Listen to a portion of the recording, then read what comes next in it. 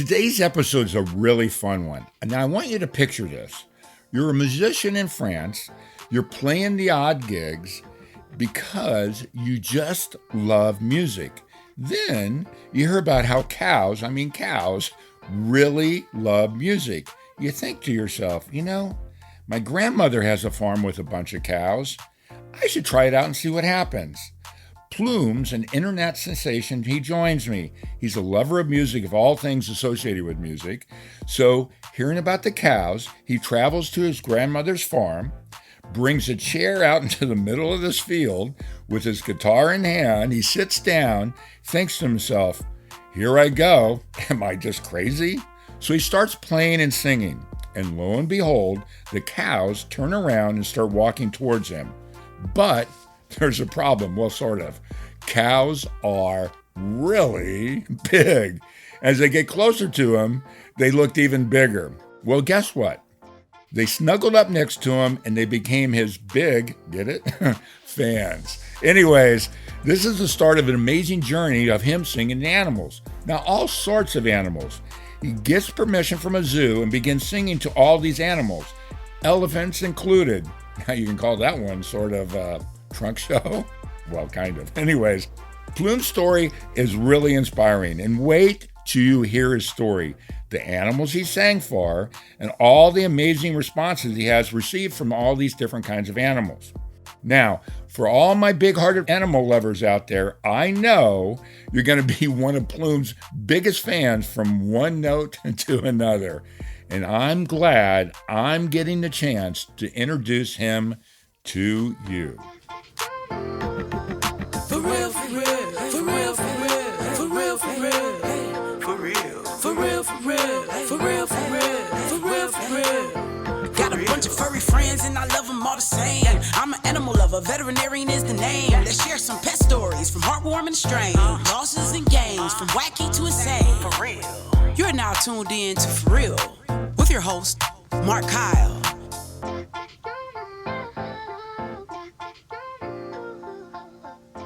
Hey, everybody, and welcome back to the For Real podcast. Today's one that I've been really excited to have on. My guest, his name's Plume. I'm going to try to say my French. And we're going to get into what this is about. A lot of you have probably seen him on social media and that, but most importantly, he's taken the time to be on. So, Plume, thank you so much for being on, and I can't wait to start. Hey, thanks for having me. Well, I tell you, when you look at your social media, it's pretty amazing. I wanted to give you a little tidbit first before we get in, and I have to give a shout out.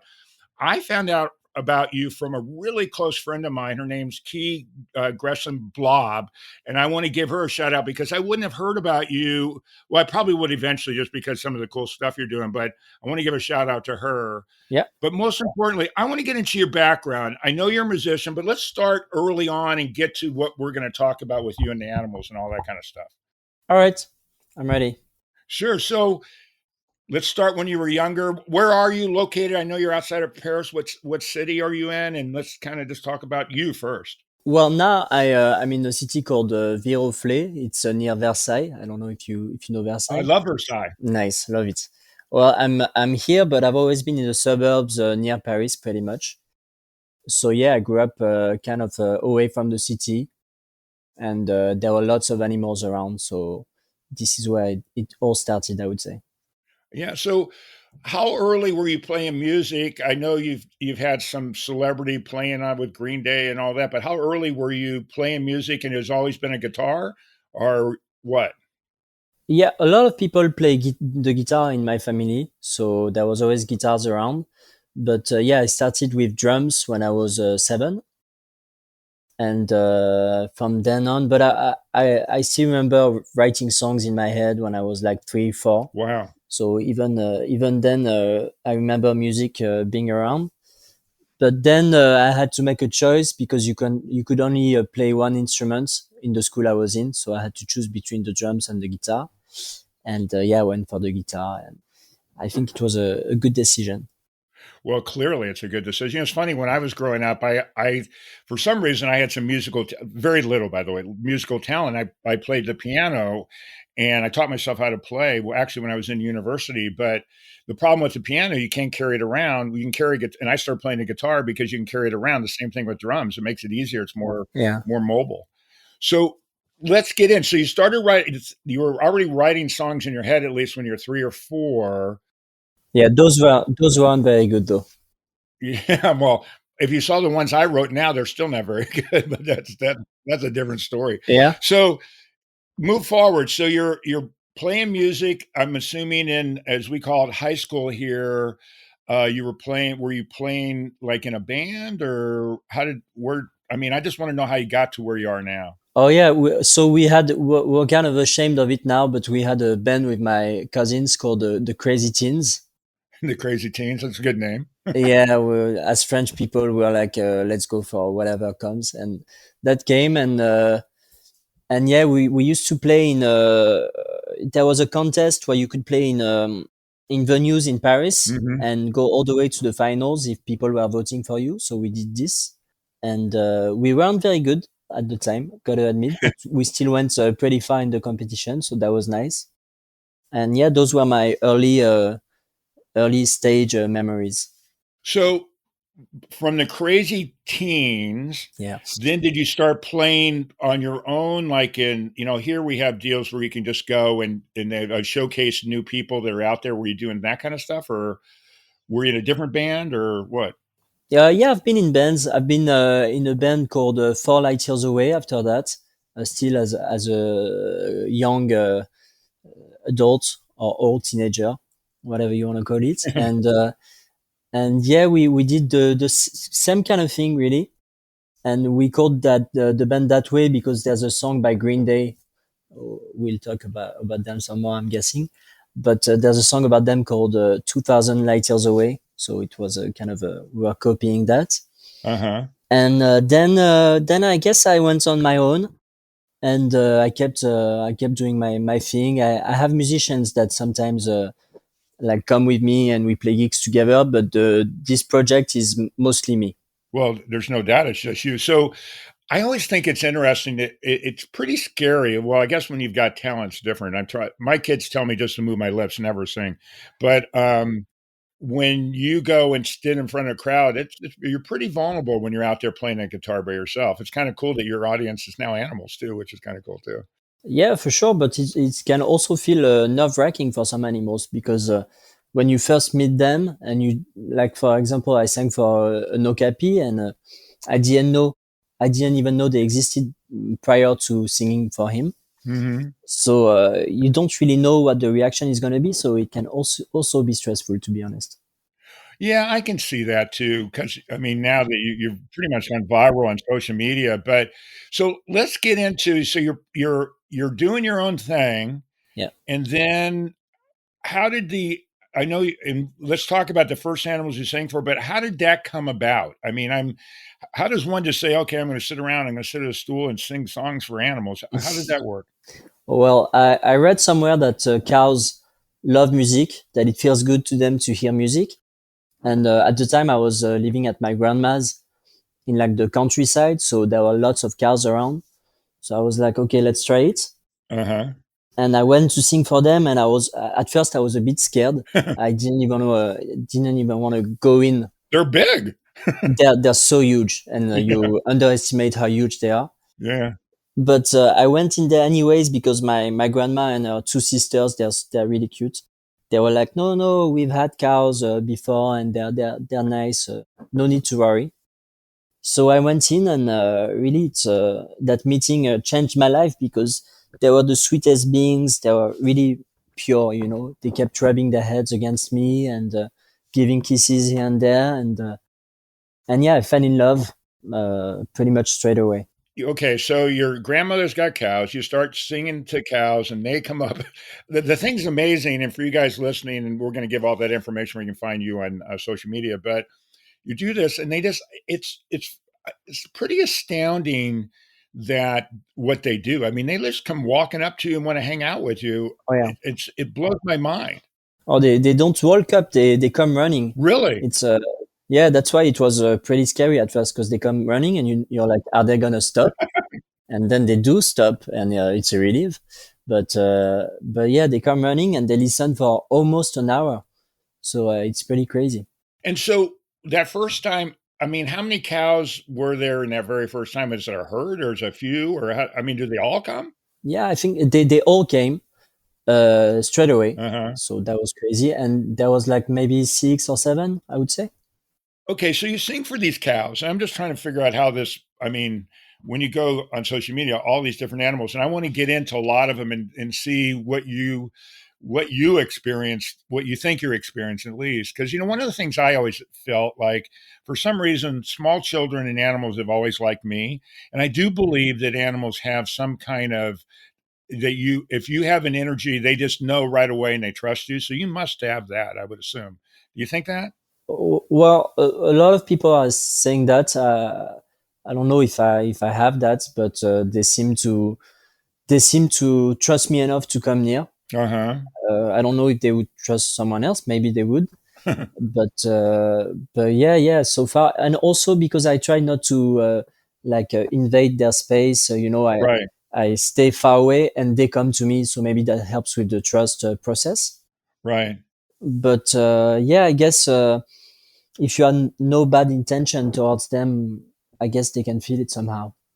I absolutely 100% because I don't know, well, you've been doing this for a while now, but once you can see people, some animals won't go anywhere near them, and then some animals immediately like people, and so you have something, whatever that magic is, you have it.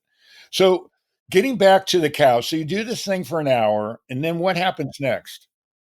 Well, what happens next? I so as I told you, my vision of them completely changed. My perception completely changed, Uh-huh. and I went. I didn't go vegan straight away, but I stopped eating red meat that day. Wow. And then over time, I went vegan. I stopped like all the other kind of meats. Uh-huh. But um, but yeah, that happened. I also got a cow tattoo the next week. So That's cool. yeah, that's how much I love them. Uh-huh. And then I kept repeating the experience with some other cows here and there where I could find them. Well, one thing, just so you know, cows are vegans too. Yeah, they are. They are. We share that. So the cow is your spirit animal? I would say now I've met a lot of them, so I love them all. But there's something about your first love. So yeah, I would say they are. Yeah.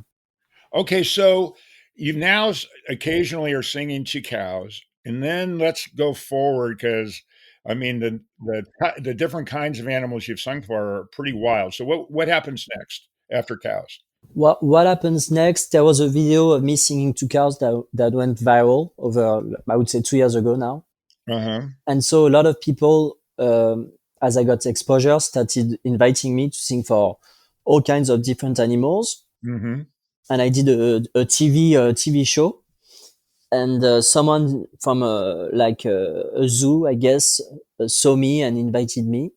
Mm-hmm. And so I went there to sing for all the animals there. So did you go when you went to the zoo, did you go from one pen to another just to see which ones will respond? Yeah, yeah, that's pretty much how I did it. So what was the first animal? I'm just curious. What was the first? Uh, I think do they call it suricats in no meerkats in English. Okay. Yeah, I think it was meerkats. They were really cute, and as I've been told, there's always one meerkat that's like not a guide, but he wants the other one if there's danger and stuff. So they always listen to him. He's like the leader. He's like the leader, yeah, and he's on the lookout. And so that guy was on the lookout and he was like trying to call them in, but they didn't listen to him and they kept listening to the music. So the zookeeper told me that that guy was pretty upset about the whole deal. But yeah, I started with them. Well, wait a minute. Wait, let's go back to that guy. Did he ever come up to you, or did he stay back? I don't think he did. Yeah, I think he stays on a branch up top to see everything that's going on. Yeah, he's a curmudgeon. So what happened now? So where were the next ones? This is so cool. Well, I did an okapi, which is the same family than giraffes, Uh-huh. and they kind of look like a zebra. I don't know if you know what they are.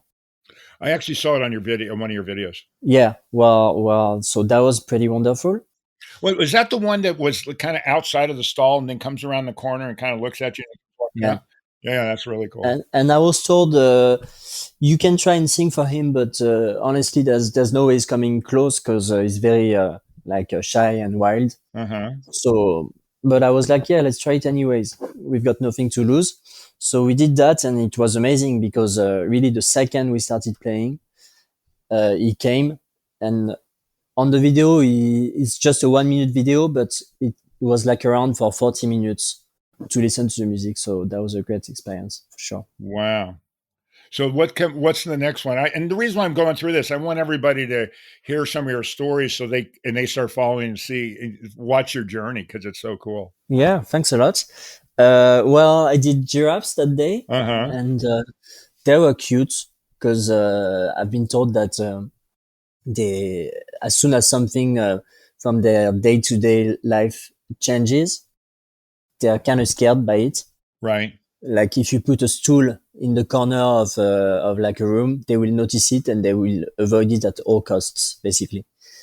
So that kind of thing. So she was also like, you can try and sing, but there's no guarantee that anything will happen.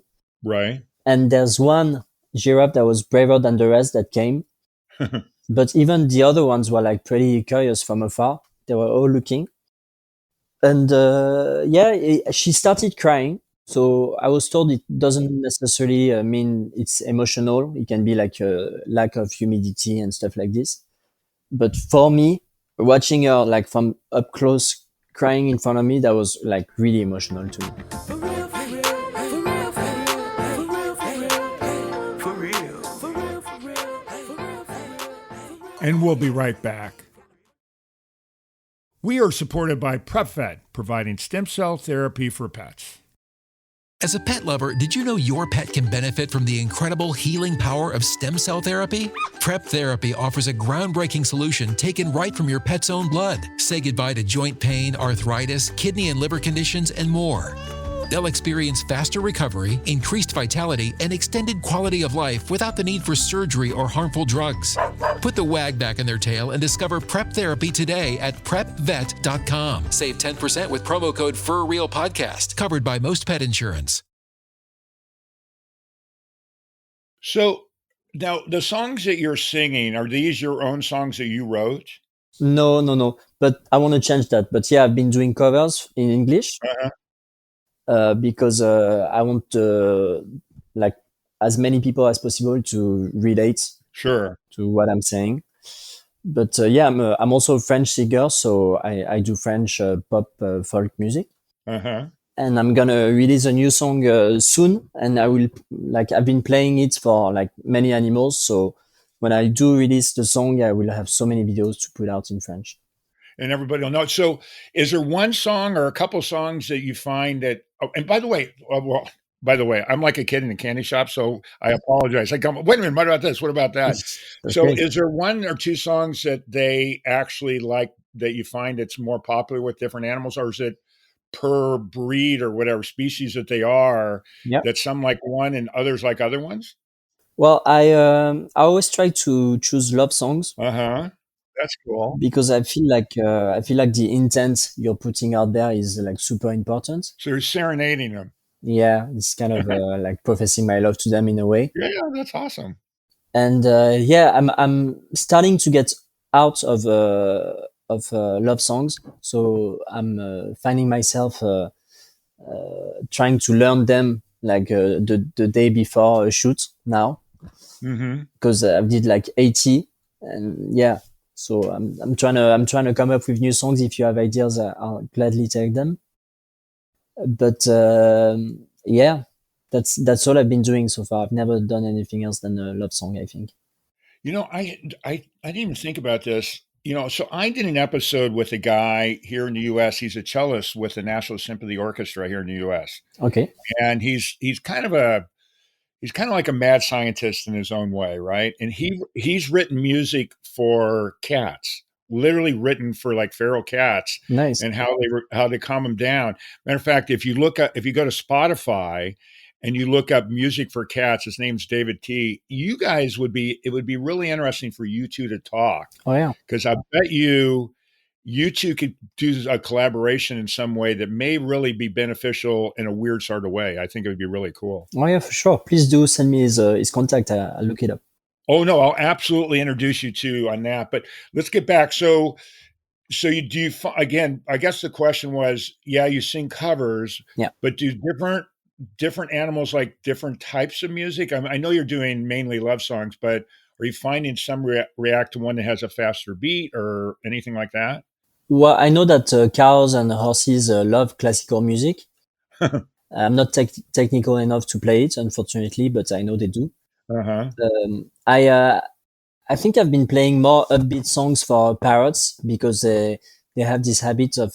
I think I started playing like a sweet one that was slow, and there was not much reaction. But then I played something more upbeat, and they started dancing along and moving to the music and Right, stuff. that's what I wanted to ask you. So yeah, for parrots recently, I've been doing like more upbeat songs.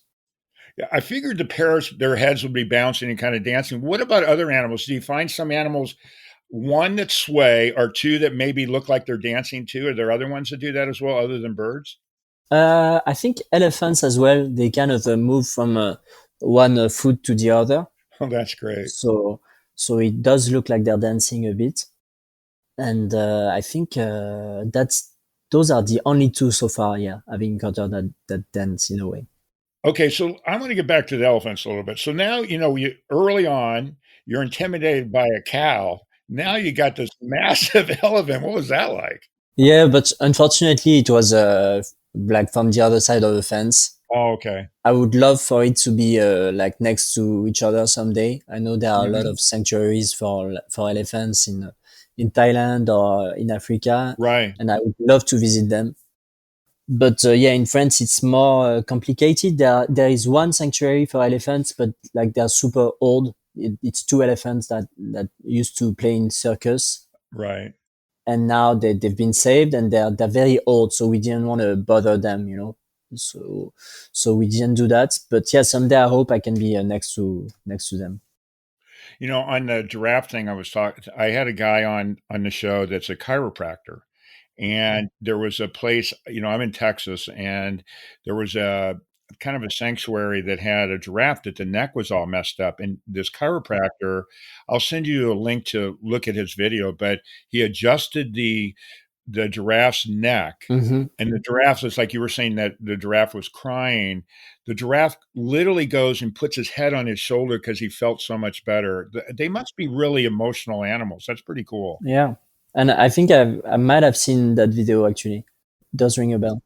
Yeah, he's an amazing guy. So, I've spent a lot matter of fact, if you wanna go, like, to Africa, I've got some great contact. I've spent a lot of time there, like Oh, nice. the Masai Mara, which is the same thing as Serengeti in Kenya. I have friends that are guides there and that. It would be interesting for you, especially for with your social media too, of going out there and seeing because lots of times you drive in these cars that have all windows, so you could sit in the car with lions and all that'd be interesting to see how they responded to it there too. That would be really cool. Yeah, it would. It would. I feel like a lot of people have been asking me to sing for big cats, but yeah, like That's intimidating. yeah, and there's good reasons that make it impossible. But yeah, if I can find a way, for sure, I would love to. Well, here's another option too is, I know you talked about potentially going to LA. There's a sanctuary down in San Diego that's about 100 US miles south of there, Yeah. and they have a sanctuary. It's lions, tigers, and bears. Okay. So I guarantee you, another person I could introduce you to that in their sanctuary, they have the big cats and all that too. It would be really cool to do that. Oh yeah. Well, if I ever come, No, you're not if you have to come. Remember, you have to come. You're going to come and see me. I told you that already. That's happening. okay, I will then. Okay, let's do it. So let's get back to some of the animals. By the way, the Swahili word for giraffe is actually the word is called twiga. All right. It's spelled Twiga, and the way I remember it, because they're always eating branches out of a tree, so the branches are what we call a twig. Yeah, yeah. So that's the name's Twiga, just as an FYI. So, what other animals have you done, and any other really crazy experiences with them? What else have I done? I've done miniature horses. They're really Uh-huh. pretty small horses. That was cute because my mom is my camera woman, Uh-huh. and she used to be scared of horses, so we didn't have the opportunity to go and film with them. But we played for like those little ones, and I think it's completely healed her. Talk to me about I saw the one video you have of that of the big pig Yeah. that was in a different room and came running up to you or walking up to you. I can't remember, but talk to me about that one. I mean, do they? So they're in other rooms and they hear the music. It's just that they're curious and they come up and just want to hang out with you. Yeah, so that pig was pretty I don't know if he was lazy, but he definitely didn't want to come out. So I stayed outside and I played some music, and he got up like when he heard the music, and he came against me. Uh huh. And that guy also is huge, like his head is the size of my entire body. So They're that was big. definitely, yeah, it's intimidating. But yeah, I sang. This was as at a sanctuary called Refuge Groin Groin. I guess you would call it like honk honk or something. I don't know. Oink oink. Yeah, exactly. Yeah. So that's the name of the sanctuary, and yeah, they have lots of pigs, and they also have a bunch of different animals.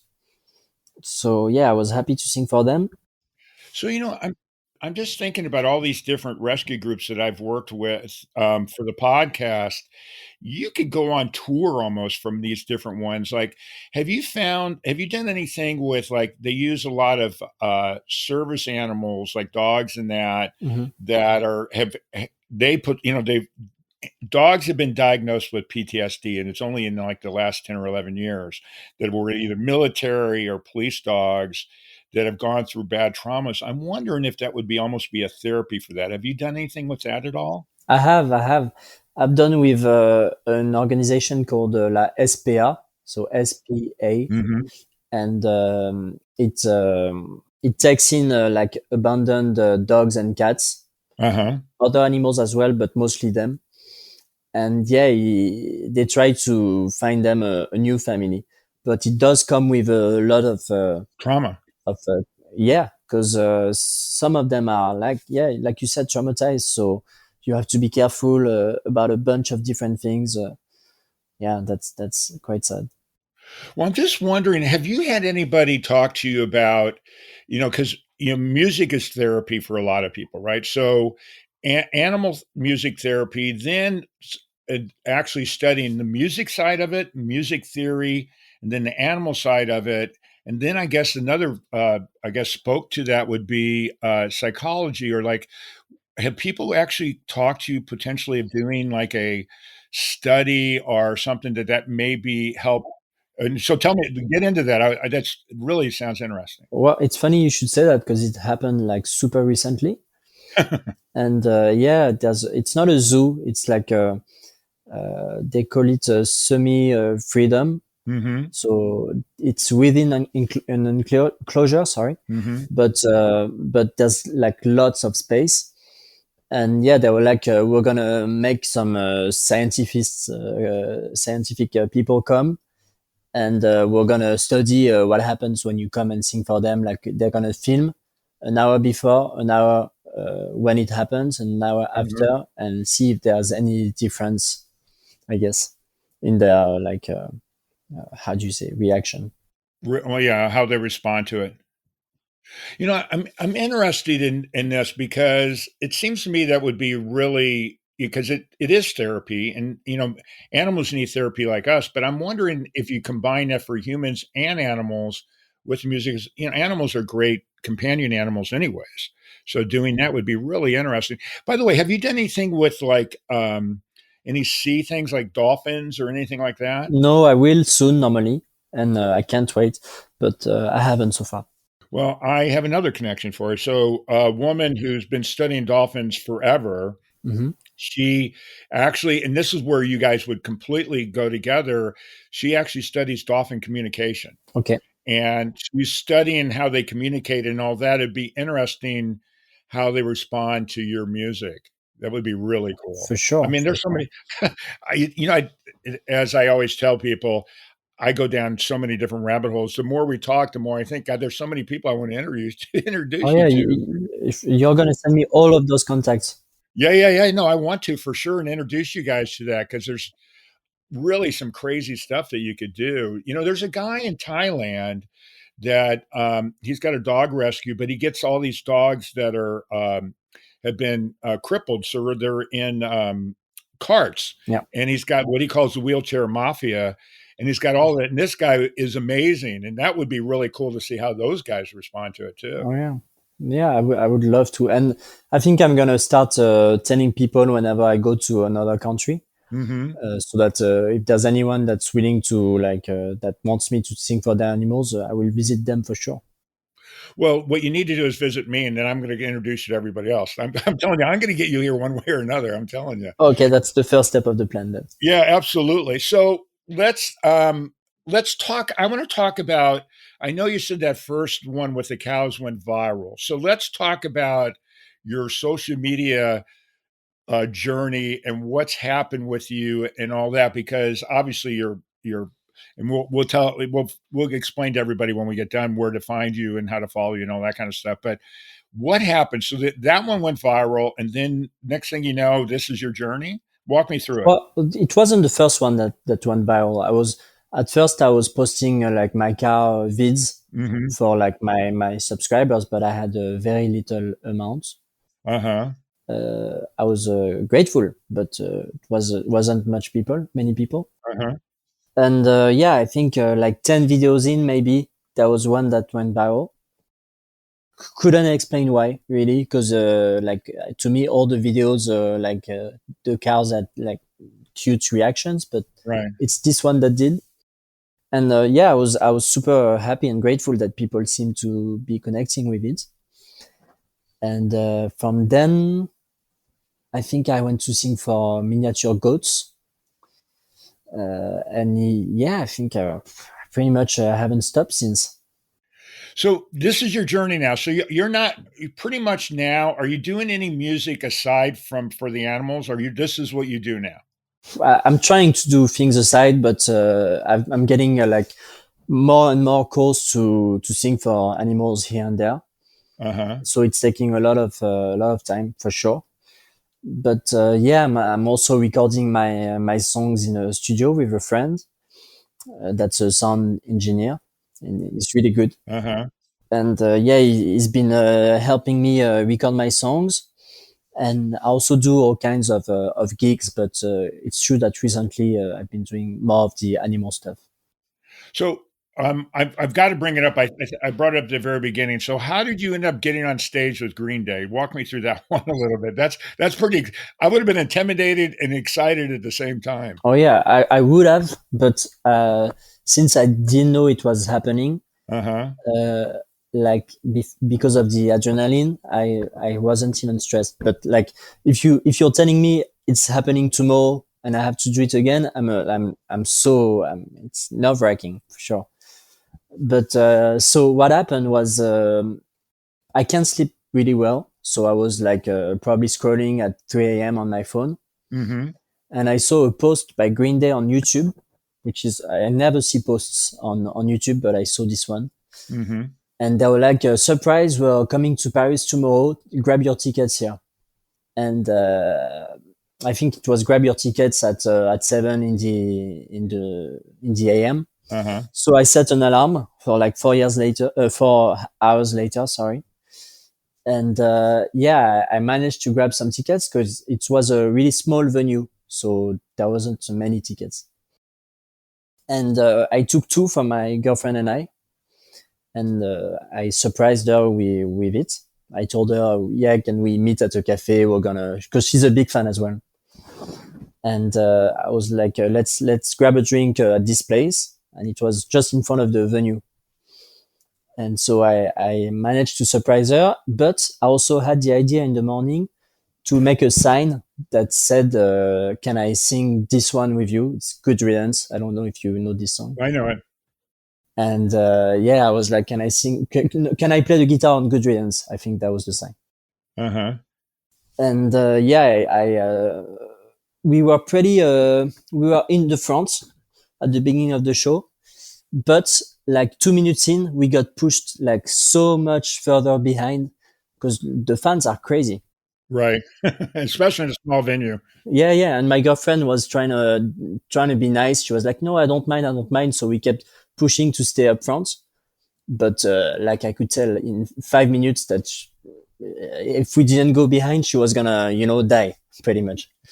So yeah, we went behind, but I know that they usually play a Good Riddance at it's the very last song of the show.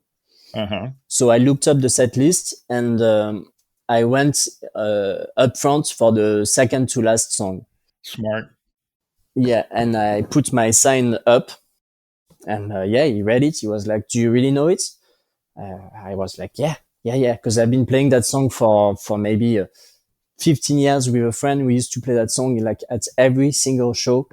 It was our go-to song, like as young kids and teenagers. So I knew it, and I didn't even rehearse it that day before, And yeah, I got the chance to play with him. That was pretty crazy.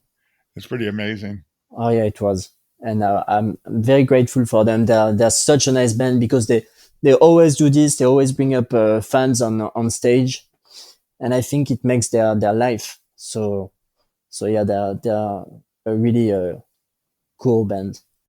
Well, since you did that, now I know that you, like you're saying, didn't you sing a Green Day song to the cows, right? I've sang a lot of Green Day songs to the animals. So have you sent it to them though? Yeah. I'm sure. I'll bet you anything. If you could somehow get a hold of their manager or whatever and send that to them, you may get a big shout out for that. I'll bet you. Well, actually, Mike Durnt, the bass player, Yeah. started following me a few weeks ago. Uh huh. And yeah, I messaged him telling him that like they're my hero basically, and he was gracious enough to answer, and he was super kind. So yeah, Did you tell them that we kind of met? I was on stage with you guys at that place in Paris. Did you tell? I would have. I didn't because I didn't want to like bother him. So I just said like I was grateful and thank you basically. But yeah, it's something I've definitely been thinking about is bringing up like celebrities with influence to come do what I do with me. It's a new idea that I have, and I think it would be like amazing.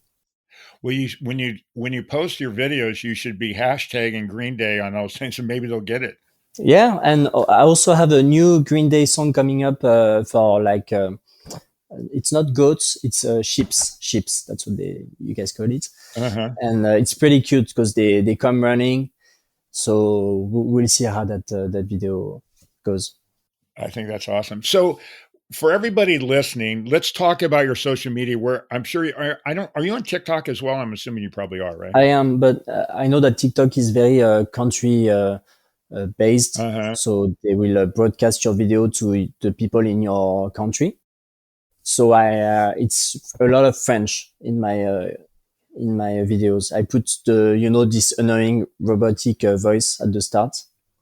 Well, what I need, you need to send me a couple of videos, and I'll post it on mine. Well, when this episode comes out, well, I'll have a lot of your stuff out anyway, so and I'll put it on TikTok, and we'll see what happens, and Nice. I'll hashtag you guys on that too. So tell everybody how to find you on social media and all that, all the different channels, and then we'll just get towards the end of this thing.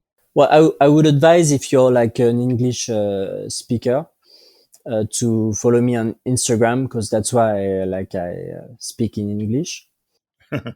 And yeah, my name on social media is Plume.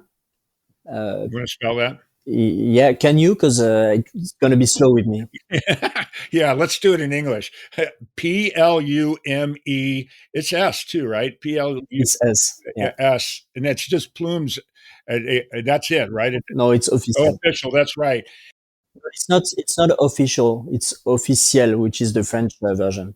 Right, which is the reason when I sent you that email, I sent it to the wrong one. So it's Officiel, not Exactly. A. Yeah. They Exactly. got the E on there. I sent it. Remember, I sent you that thing, so I didn't get it, and then I realized I'd put the A versus the E. in there.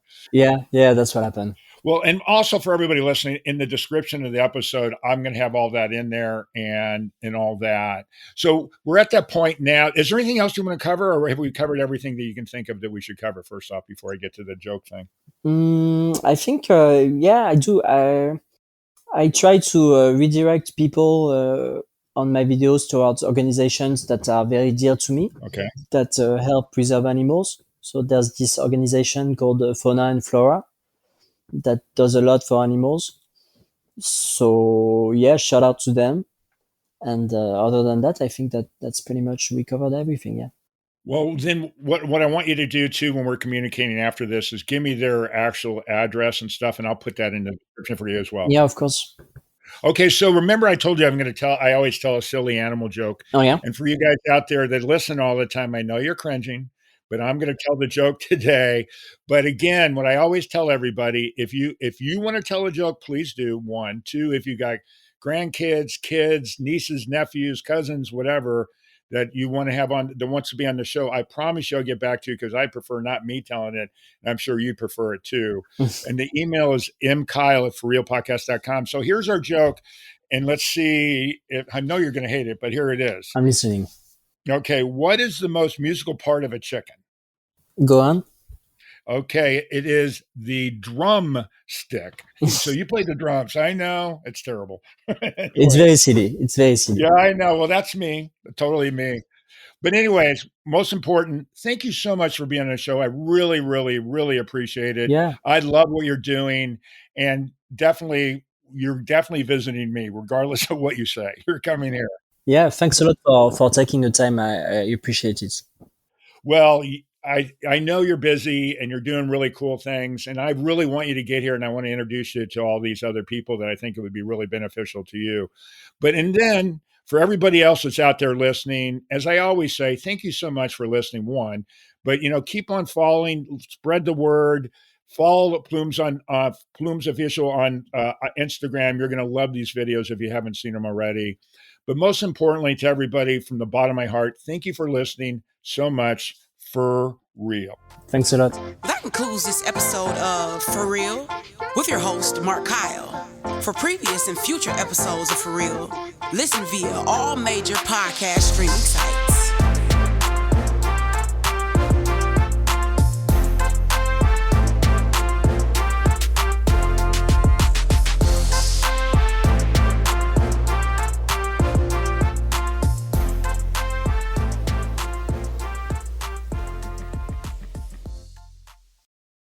Owning a boat comes with a number of perks, like being able to say, ahoy, or land ho, and not feel weird about it. So here's another perk. Geico's boat insurance offers access to the largest towing fleet on the water. And with specialist support from agents that are as passionate about boating as you are, there's so much value that you'll want to say, shiver me timbers, and not feel weird about that either. Get more with Geico.